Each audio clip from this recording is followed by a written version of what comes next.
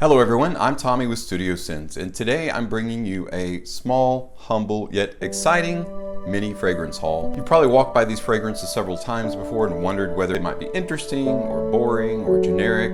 Well, today we're going to be talking about 5 of such fragrances, that and more, so stay tuned.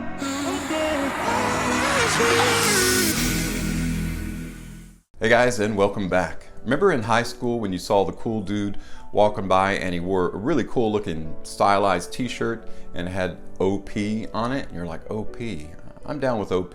Whoa, what's OP? And then you realized it was Ocean Pacific and you wanted it too because the cool guy was wearing it. So pretty soon you started seeing OP everywhere. And here we are in 2020, and where is OP?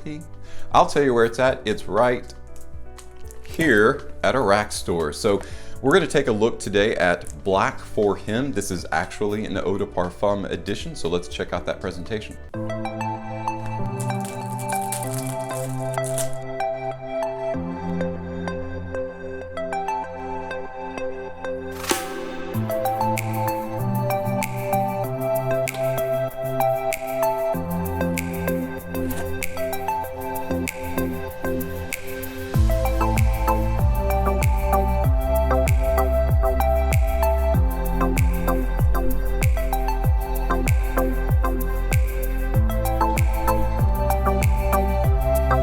An Ocean Pacific, really cheap, honestly, in terms of economy.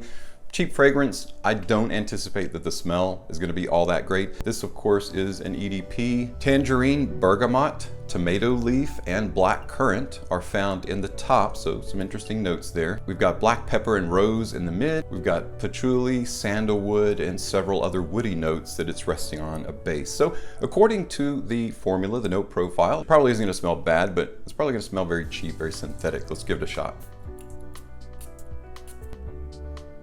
Okay, so it's not unpleasant. It is slightly sweet. I actually like the way that this smells. It's just, it doesn't feel substantive. That doesn't feel like there's a lot of body behind it. So it's like one of those don't let your mouth write a check that your body can't cash kind of thing. This is writing a check. Probably it's going to turn out that it doesn't have the funds to back it up. Guys, next up on the docket, we have a Tommy Hilfiger fragrance that came out in 2018, so it's only a couple of years old. It is called Weekend Getaway.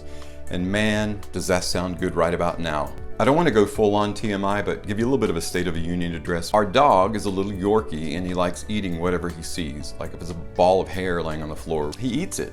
And he ate something, got backed up, started throwing up everywhere, and $2,000 later. So yeah, they had to cut him open, get it out. So that's why I say Weekend Getaway sounds amazing. Let's hope that the fragrance is actually amazing as the concept or the idea of having a weekend getaway. Side note, the dog is fine. His name is Nico. He's perfectly fine. He's recuperating in overnight at the hospital, and we'll get him probably in the next 24 hours. But yeah, Tommy Hilfiger Weekend Getaway. It's really cool in the presentation. Actually, I'll just show you. Let's check out that presentation.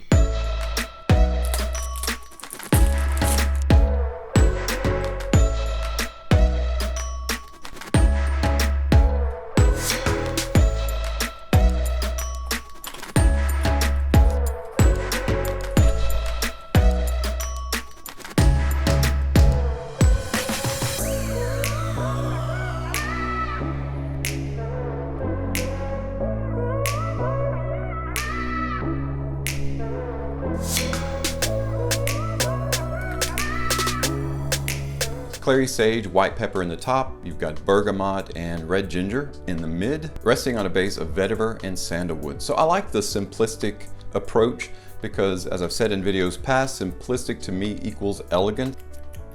So right off the bat, I get that pop of spiciness in this, but it's a very citrusy, very fruity, spicy. Yeah, and it's going to dry down into a very creamy, smooth, dry red fragrance. So I really like Weekend Getaway. Here we are in fall and autumn. Why am I showing you a summertime fragrance? Well, it can be a great time to get good deals on fragrances because, you know, this is a summertime fragrance, not what people are buying right now, except maybe you, if you're smart. So you'll get a really good deal on some, you know, off-season fragrances. Yeah, man, I really like this.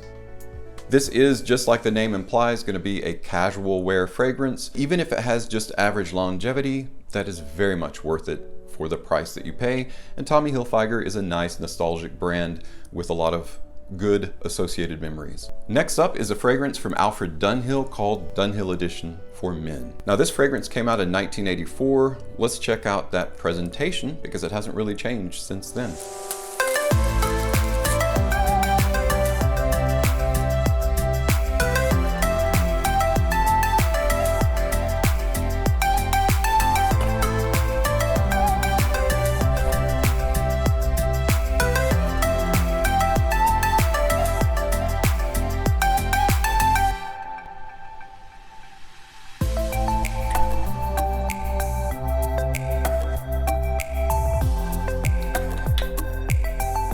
It did come out in 1984, so we know it's got that nostalgic value where a lot of people associate nostalgia or good memories with a fragrance like this, so they tend to rate it a little bit higher, or at least that seems to be the case, generally speaking. Because if you go to Parfumo.net, this got an 8.2 rating, which is really good, and this got a 4.2, which is 4.2 out of a 5-star rating from Fragrantica.com, and that's out of 355 votes. Again, Elena Story created this in 1984. You've got bergamot, lavender, mace, and lemon in the top. You've got cyclamen, carnation, clary sage, and geranium in the heart. You've got fir, tonka bean, vetiver, and sandalwood in the base. Don't disappoint me, atomizer. I've already been disappointed once today.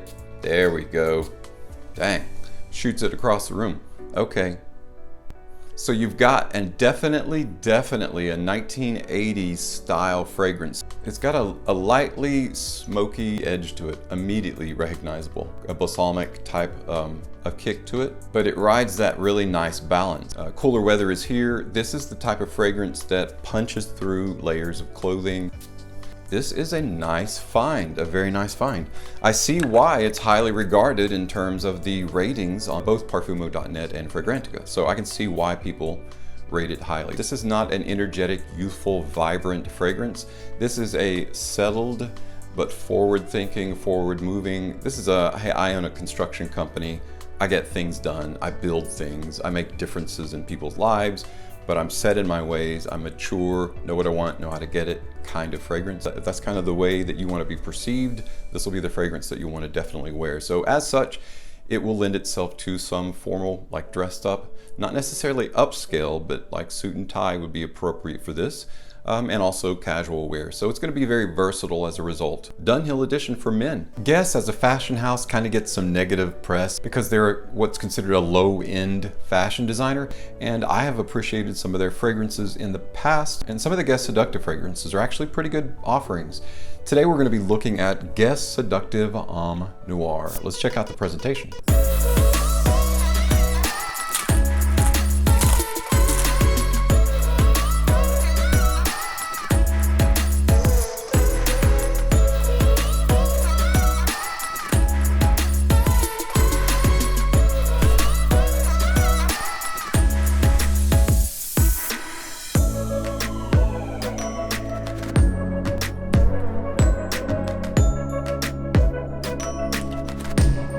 The nose on this one is Jérôme Epinette, 2019 is when it was released. Black pepper, grapefruit, and nutmeg comprise the open or the top. Lavender, orange blossom, and my favorite note, apple, is in the heart. Tonka, sandalwood, and liquid amber is in the base. Now, liquid amber, that is actually sweet gum, I believe. There was a fragrance back in, I think, 2014, Arethusa, by Tiziani Terenzi, that had that liquid amber. It was primarily the sweet gum, which sweet gum is kind of, it's a wood, right? So that's why it's in the base. It is very piney, mapley. Ooh. Now see, something I wasn't expecting is this, you can actually moderate how much if you want just very, very little. See that? How it's just barely spitting? Or you can go, whoa, all the way. In this case, the apple reminds me very specifically of Armani Code Absolu. It's more of a crisp, refreshing, realistic apple note. And I really like that. Was not expecting that. Who would have thunk that Guess Noir Homme would be a really rich, sexy, magnetic, alluring date night fragrance? Sometimes those cheaper or low-end fashion houses can actually surprise you. Back in 2015, Mademoiselle Mathilde Bijawi created a fragrance for Armani called Armani Eau de Cedre, Eau de Cidre, basically cedar water or water of cedar. This was actually sent to me by one of my viewers, David. Shout out to you. Thank you so much for sending this in. I'm really curious about this. I've heard some good things about it. So let's check out first that presentation.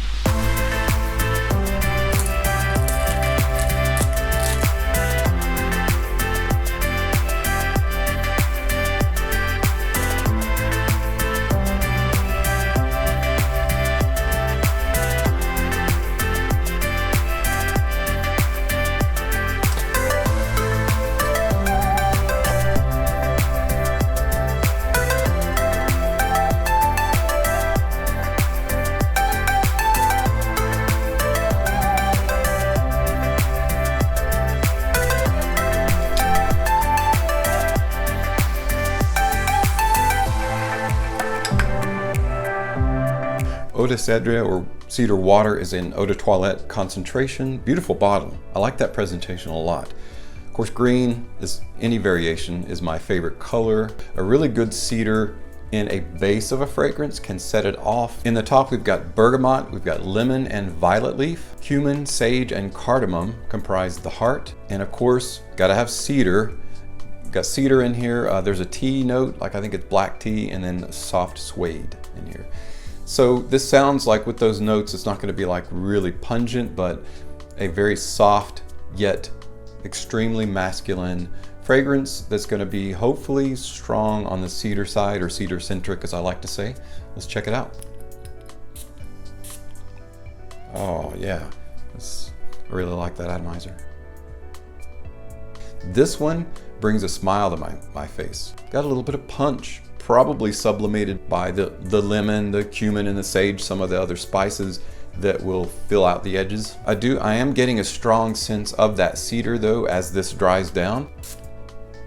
It puts a really good blast of fragrance on a first spray. So, you know what I like about this is it does have one of those timeless classic overtones to it. So it would be comfortable dressed up, but it also would be a good casual fragrance, so you could wear it in both occasions or types of occasions. Obviously, Mathilde Bijawi is really dedicated to her art, the art of crafting really unique fragrances, and did an excellent job. Well guys, that's it for my mini haul today. We talked about OP Black for Him, which is kind of it's a pleasant smell, but it doesn't last. Like it's almost gone, and it's really only been like an hour or two, and it's literally almost gone. So for the money, probably bypass or keep walking past OP Black for Him in a department store or rack store. There are better offerings out there for as much or just a little bit more that'll give you that longevity, that performance that you're looking for. With Tommy's Weekend Getaway, I really like that. That is a very pleasant. I was kind of surprised. I wasn't expecting it to be that pleasant. Of course, it's a spring and summer fragrance, so can't really use it super much now unless you work on it inside like I do. So I'll definitely be rocking it out in the next few weeks. So I really enjoy that one. Guess Seductive Homme Noir.